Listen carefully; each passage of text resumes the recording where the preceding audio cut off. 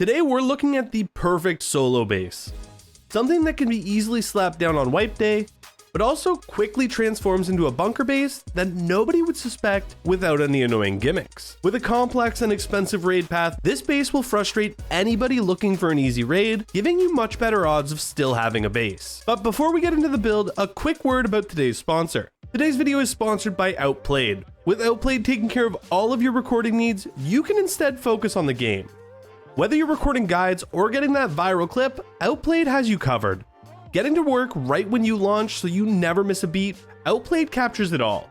And if you're looking to make your own clips, then Outplayed has you completely covered, not only letting you add in mic and camera capture, but also the second you close your game, Outplayed will launch up to let you review, edit, and even share your footage all from the same app. With over 300 games to pair with, Outplayed is the perfect addition for any gamer. Support the channel and start recording today by clicking the link in the description or in the pinned comments. Wipe day on Rust is chaotic enough without spending your entire time pre-planning for your base design later. That's why my favorite bases are ones that can be built in modular paths and don't require breaking the bank or setting up complicated mechanics early on. With today's base design being a very simple and slightly modified 1x1, you'd be able to slap this down on most servers without breaking the bank or stressing out too much. Building and upgrading this starter base is incredibly simple and is not going to take you long at all, and is going to leave you plenty of options expanding into the rest of the base. Thanks to a very sleek bunker design that we're going to be placing later, we don't have to worry about fiddling with that until then.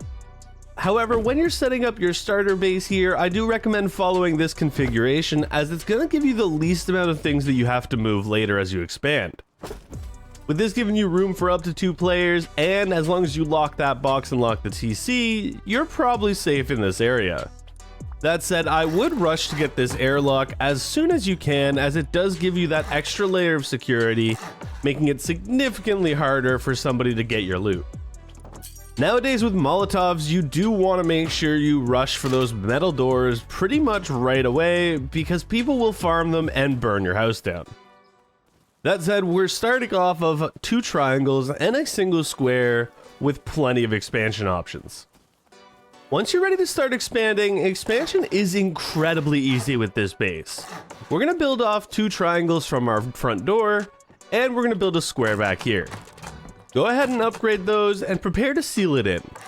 Now for most of this base, you're going to want to make sure that you build everything with double doors. Unless otherwise stated, double doors are pretty much the only option for this base, as it gives you the most mobility.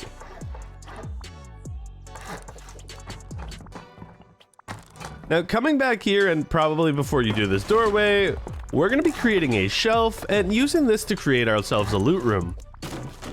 Destroying that temporary half wall, we've now created the perfect loot shelf. Now, in addition to making sure you use double doors, I also highly recommend that you use garage doors throughout the entirety of this build. It makes things much easier and will increase your mobility a lot. For your loot rooms, you do have several options, though this is the common placement that I typically go with, as it's a very easy placement and does also give you the option for a couple more small boxes if you want to go that far. Having this separated loot room from our main loot is going to make it a lot harder for raiders to get everything and give us some extra storage space while we work on expanding. The next expansion path is going to be to build around to the left. Doing the same thing we did before, we're basically going to wrap around and come around to this side here. Go ahead and upgrade these and seal everything in. This time in the front here, we are going to add another single doorway. Back here, we're going to create another loot room as we did on that side. Alternatively, if you don't need the additional loot room and instead wanted something like an oil refinery, you could easily make sure you place your honeycombing first and use this spot for a refinery. Once that's done, you should have 2 parallel loot rooms and your center base. Of course, some of you may have noticed that we still don't have any sort of bunker in this base, and instead it's just a lot of garage doors. While the garage doors are great for security, we definitely do want to get to the bunker, but before that, we do need to handle the security outside the base. That is because with the current setup, both of our loot rooms are fairly exposed, as well as our TC. For that reason, these areas will want to have honeycombing pretty much as soon as you can, just to really avoid any type of raiding getting in there. That's because with almost any base, you obviously want people to try to raid through the door paths, as that's almost always the hardest path to raid. At least if you build your base right. With your honeycomb placed here, you should have something looking like this, and you can go ahead and start capping all of those off. The honeycomb, however, doesn't end there. With the main 1x1 being the biggest concern, you also might want to consider adding a pancake layer to both of your loot rooms. While optional till later, it's something you're really going to want to consider. Before sealing this up, you might also want to consider upgrading this to metal, though it's not a big deal as you can still upgrade the outside parts of it to metal without it causing you any issues. Again, for the loot rooms, you could very simply, whenever you have the materials to do so, simply box these in and add it.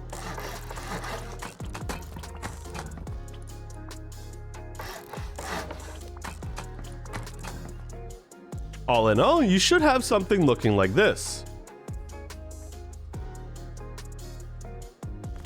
Coming back inside the base, obviously we're missing a few things, so we're gonna do some quick decorating before we take care of the bunker.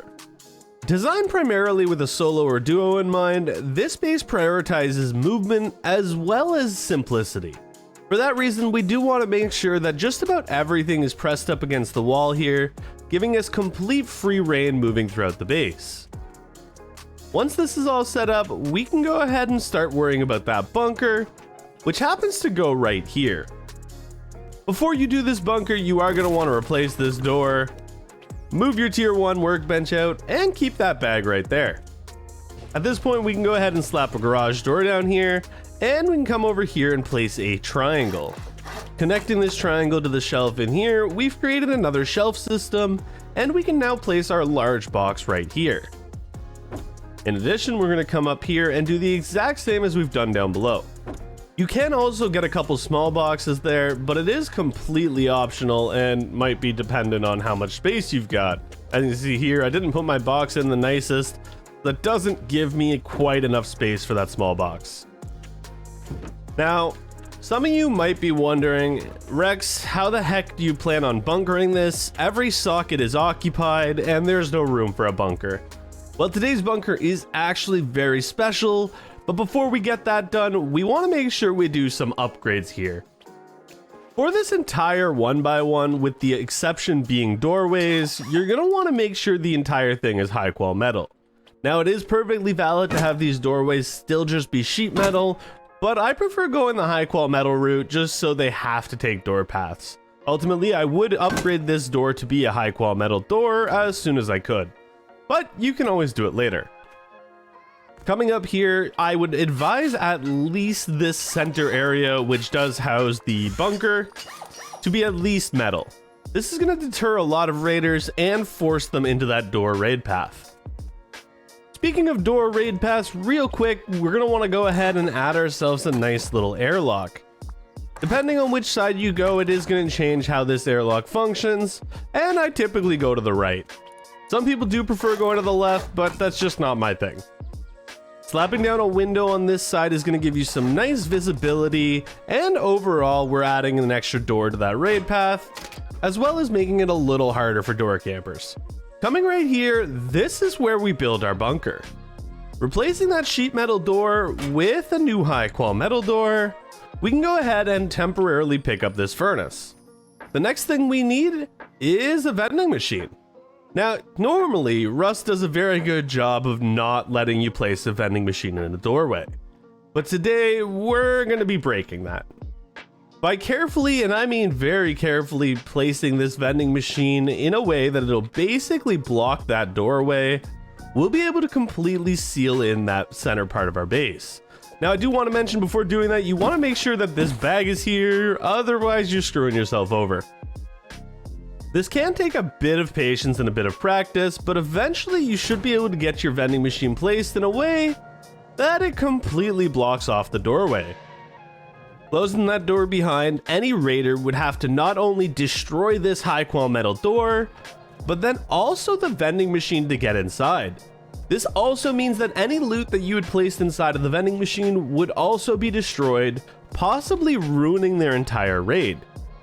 Now, you might be wondering, how do you access any of your stuff without any sort of drop box or anything like that? Well, if a vending machine is empty, we can exploit a nifty trick. Holding E, we can turn to the rotate option, and as you can see, that popped things open for us inside here, giving us access to these large wooden boxes. Additionally, because of how it's placed, even if you had the garage door closed, you would still be able to open it from the outside. Additionally, I would highly recommend you lock these boxes so that if at any point during the day you left this vending machine turned around, nobody else would be able to access them. Now with this kind of bunker, obviously you can't just walk into it, but it does take away any parts of destroying or rebuilding materials which normal bunkers function with. Instead, we can easily transfer loot into these boxes and then move them around as we please, bringing things to your TC, cooking things in the back room, or even storing things in the vending machine before you log off. I do highly recommend that you store anything of value in this vending machine before logging off, as a raider trying to get to this vending machine is gonna struggle deeply. This also means that if all of your explosives are in the vending machine, a raider could not recover their explosives unless they took a very weird raid path. Finally, I would also recommend upgrading these walls here in your loot rooms as well as the back wall, all to sheet metal. That's just going to make it a lot harder to get to these rooms, which are somewhat valuable. And that's it, folks. It was a very simple build, but it is an incredibly secure structure. If you guys like this video, if you guys like this base design, make sure to smash that like button and subscribe for future content. As well, if you would like to support the channel and start recording, download Outplayed by clicking the link in the description or in the pinned comment down below. Until next time, enjoy your wipe and peace out.